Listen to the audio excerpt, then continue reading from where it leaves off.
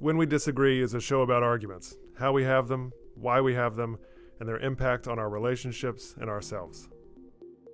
Have you ever been in an argument that you thought was about one narrow issue that expanded to then include every issue?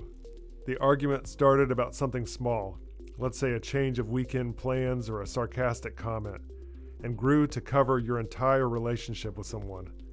Let's say you and your brother had a bad stay in a hotel on a trip to Florida some years ago. Your brother booked the hotel. At a more recent dinner, you teased him about the bad hotel stay, and after some back and forth about the hotel, your brother says, "Well, of course booking the room was on me because I'm always the one doing the heavy lifting in our relationship." He brings up old stuff from childhood. He brings up your relationship with your parents. He brings up just about everything. Researchers call this strategy kitchen sinking. The metaphor is pretty spot on. Your brother is throwing everything but the kitchen sink at you. And as frustrating as it is to experience this, kitchen sinking is also a really effective way to distract from an issue and overwhelm your counterpart. But some researchers also suggest that kitchen sinking is a result of suppression in relationships. When one party feels put upon but doesn't say anything or address the issue, resentments can gather, and sometimes they flood out in a single tidal wave fight. I'm Michael Lee, Professor of Communication and Director of the Civility Initiative at the College of Charleston. Today's guest on When We Disagree is Jennifer Baker, a philosophy professor from St. Louis. Jennifer, tell us an argument story. Well, I'm a philosopher, so we do argue all the time, and I am glad that people will find out we argue about things that really do apply to life and the way we think about life. So I think my example is a friend of mine talking about her life and the value of it, and me beginning to disagree with her, which kind of shows you like the philosophical temper, Mm-hmm. And what she was suggesting, like the very reasonable, common suggestion that your life is significant to the degree it impacts people after you're gone, like the actual impact it makes on people. And this sounds very pessimistic, and there are like notes of this in the past. Like I think the ancient Greeks were pessimistic in this exact same way at times. They might not remember us 10 years later. Mm-hmm. I also, I'm looking at her and I'm just thinking she's so much more valuable than these accomplishments she thinks she's making, that she made. And so my argument about happiness and the meaning of our lives is that it's a matter of being ethical. And it's really unpopular. It's unpopular in the field of ethics. We have a name. We're called eudaimonists. That's also a term in psychology that means something slightly different. So that's frustrating. Say the word again. Eudaimonism. Okay. And it's that ethics is really what we figure out when we aim for happiness. And it's so difficult to communicate that because we have so many different ideas about happiness. I feel like it's like a theory per person is how it goes. But I do like to argue with people when they think they're important or their life is significant because of anything they do. That just seems so wrong to me if you examine it for a little bit. Like we love every, person we know, regardless of what they're doing. Your friends usually don't care what your job is. That's a sign of a good friend. It doesn't even come up.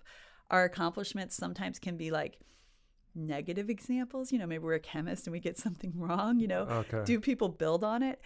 Who cares? You still had a life. I think I'm getting stuck on a few different terms. So the argument, which I've certainly heard before, and I imagine every listener has as well, which is the measure of the significance of a life is its impact on other people. Uh-huh. But then we're also talking simultaneously about the meaning of a life, which is different than significance. Yeah. And we're also talking simultaneously about the mechanisms by which we achieve happiness in our lives, Yep. which is also different than significance. That's so wonderful. And meaning. How do you parse those three different things from a eudaimonist perspective? Yeah, well, it's not that we're so great on meaning. So I'm not sure I've ever won arguments on the meaning of human life, but we do have an account, from your lived perspective.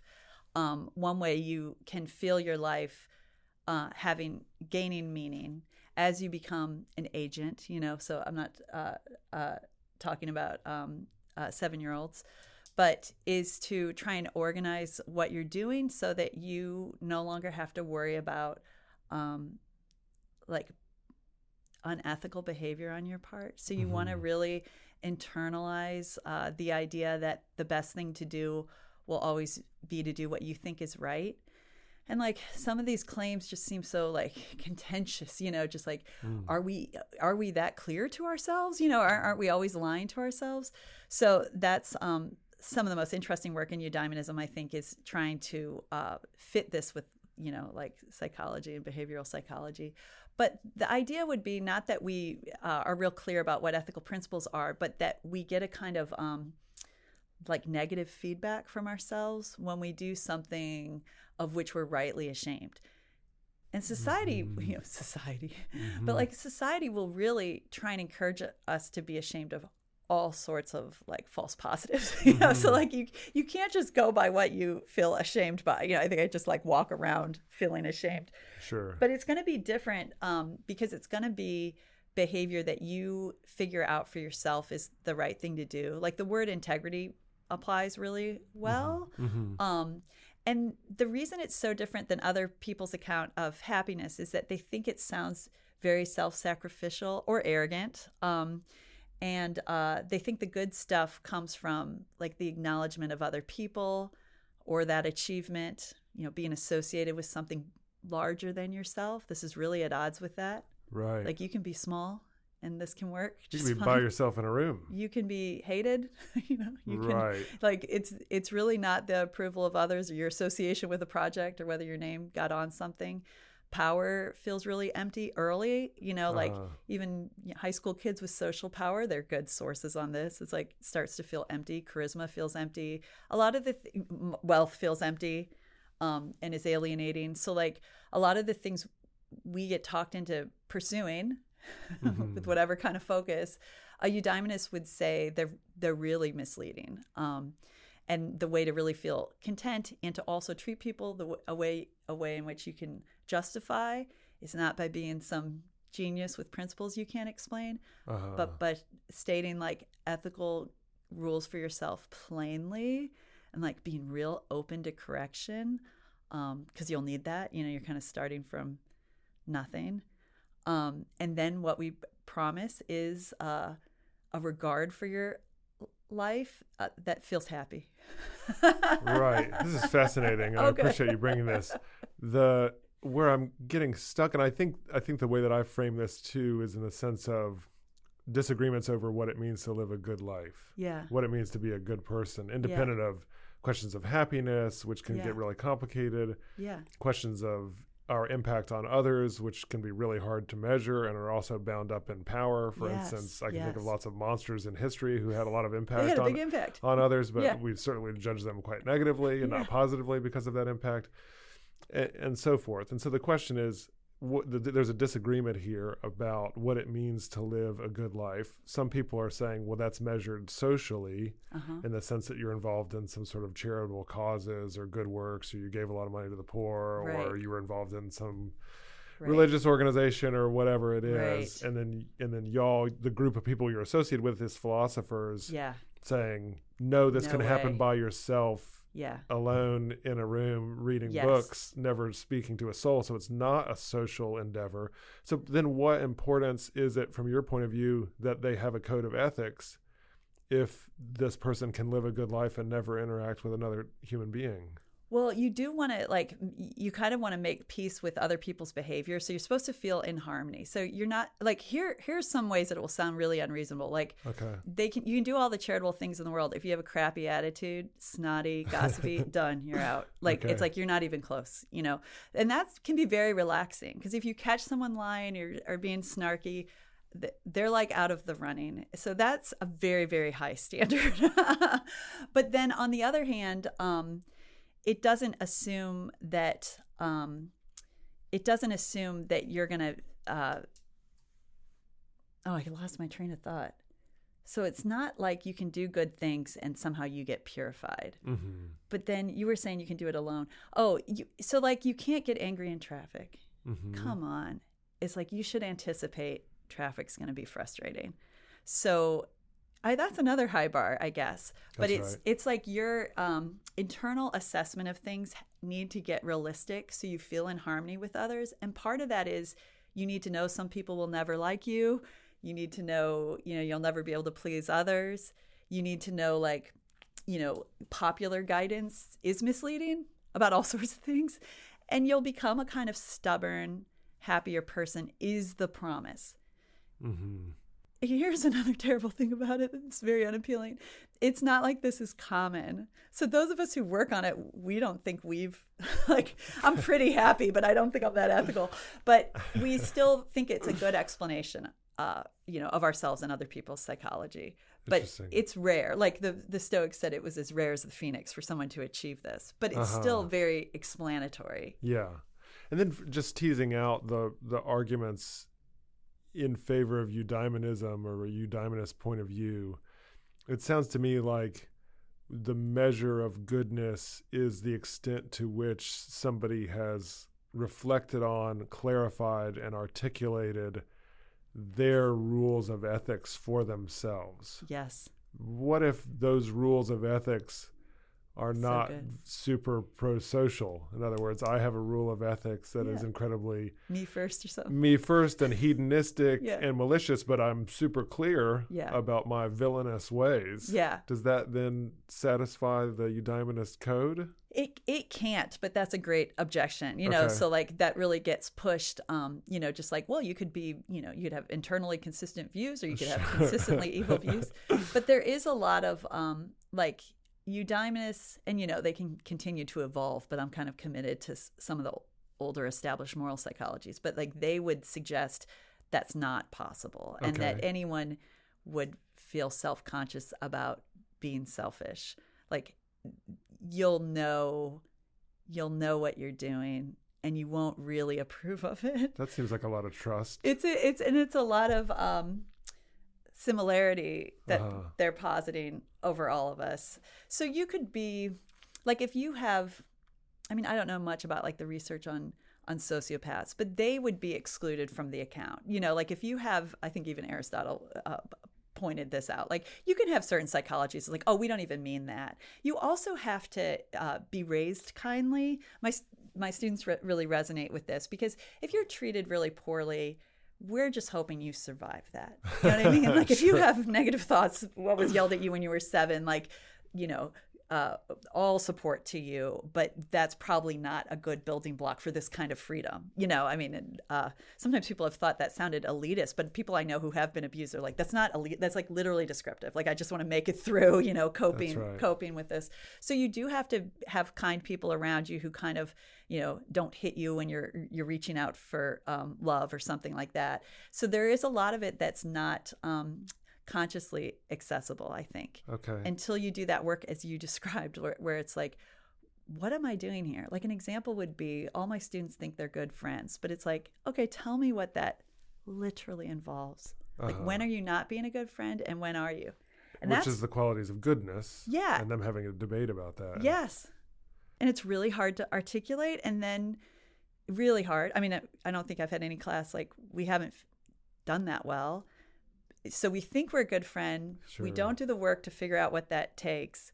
And if we did do the work, we would surely fall short. For sure, we would not be a good friend in all the cases we think we are. That's right. It seems, I think one of the other places I'm super curious about is the fundamental difference between the two positions.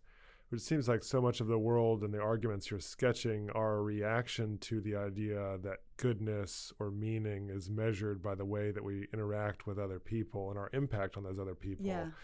But then in the end, it seems like from this alternative point of view that you're sketching, the examples we're giving are about kindness and pro-social behavior, honesty with ourselves and to others. But then we're right back to the first question, which is we're just measuring yet again our ethics by our impact on and treatment of other people. Yeah. And so the fundamental difference between the two positions is a little murky to me. Yeah. I mean, I used to really dislike like virtue training in grade school because I thought this is so unphilosophical, and they're just trying to sell them on the idea that these virtues are, they're just like mentioning words and, maybe pointing out a behavior. Yeah. But there is supposed to be a coincidence. So like they call it being practically rational is really getting a lot of attention in psychology now, in education theory, which is exciting for us philosophers who've like toyed with it. They're doing interventions, they're doing experiments. It's like, oh, thank goodness. But they do expect this coincidence where if you become practically rational in just the way you described, no fancy principles that aren't easy to articulate, but just simple, like, help your neighbor when you can, when someone, one of my rules is I always buy a palmetto rose, no matter what, if a little kid is selling it, simple statements that like any fourth grader could follow. Those are what contribute to our practical rationality on this account. And then they result in you having certain virtues, but some of us are very nervous about the named virtues. Because if like psychologists are working on what compassion is, I mean, I think you're exactly right. Like, this account is not going to match up with that. Like, what are the odds? Sure. Like, you're constructing it yourself, you're figuring it out. It's not going to fit some carefully constructed criteria for compassion. And we do see that over and over again. So we can't rely on psychology to tell us what virtue is. We really do suggest it has to be worked out kind of from the bottom. Interesting. And we might have surprising conclusions. But we don't think selfishness would fly because it just can't be justified. Like, why you first? If we just keep asking people that, like, we figure they'll become inarticulate at a certain point. That's not what they really want. If we assume everybody wants to be happy, they want to really feel at peace with other people. So they're going to have to come up with some sort of plan so that they don't always feel in tension with others, no matter what. What's at stake for you in this issue? In other words, it sounds like you've had personal disagreements with folks on this, maybe friends and colleagues. You've also written and published about this in philosophical literature. What's at stake for you in the outcome of this disagreement? Well, it's funny because it's very hard to defend philosophically. Like, a lot of what I just said, I can't defend in my writing. I mean, the parts you were skeptical about, yeah, exactly. Like, these are very hard to convince a reader of. But I have tested it since it was presented to me, and it's kind of an awkward thing to become committed to, but it just seems to work. It explains everyone's behavior well to me. So like, people who act badly or cruelly, it gives you a lot of sympathy for them. So or lie. I'm always shocked. Adults still lie. It's like, what is going on? But they're unhappy, and so they're coping in a panicky way. They've been misled, or someone who really needs acknowledgement or money, desperate for money when they have plenty. Like, this is it's a very good working explanation for why people are like that. And then it's so comforting to think you're done when you're content. Like, I don't want us all in a rat race until we're 86. So if you're just able to like enjoy the little things and not be difficult to love, and you do need you do need feedback, like, even though most people, won't like you, unrealistic to expect, like, I do think feedback and criticism is crucial to this approach. Like, you might not be liked, you might be a Socrates or something, but you still have to pay attention to, if you can't predict how people are reacting, like, you probably have to rethink, like, there's some explanation missing. But to me, it just gives me a lot of confidence, because it means you don't have to struggle to game anything. It's like, I gave this advice to my 20-year-old son for the first time. So I've always cared about this view. This is what I've always written on. And usually I just give him practical advice, like, there's $5 on the counter, or you should sign up for that class or whatever. But for the first time, he'd kind of having girlfriend problems or something, and he was really bereft and not sure what to do. And he was prepared for it, but he's 20. I give him advice 9 times a day. And for the first time, I was like, you just got to you just got to make sure you don't do anything unethical. Mm-hmm. Like just like one foot in front of the other, like just don't do anything with a poor motive. And I thought that's kind of really, usually we're doing other things. But when pinch comes to shove and you have nothing else to rely on, which, you know, his example isn't that dramatic, but he really did feel kind of bereft, like he had nothing he thought he could rely on. I think it's really useful guidance. It's like reassuring. So at stake for you is really, it's sometimes really hard to figure out why people behave the way that they do. In other words, it's inexplicable, it's maddening, it's bewildering, it's befuddling, it's all those things. Yeah. And this point of view really helps you not only explain behavior, but also empathize with that behavior. Yeah. Is that a fair characterization of what's at stake for you? Yeah, and maybe other people just enjoy this, so that maybe it comes down to like, you know, people's personalities or preferences. But, you know, I don't want to be fighting with people till I'm 82. You know, it does seem like they talk about different things we waste our lives on. But one thing I notice is that, you know, people fuss with others their whole life long, just in littler cycles or longer cycles. And that I think is unfortunate. Jennifer, thank you so much for being on When We Disagree. Appreciate it. When We Disagree is recorded at the College of Charleston with creator and host Michael Lee. Recording and sound engineering by Jesse Kunz and Lance Laidlaw. Reach out to us at whenwedisagree@gmail.com.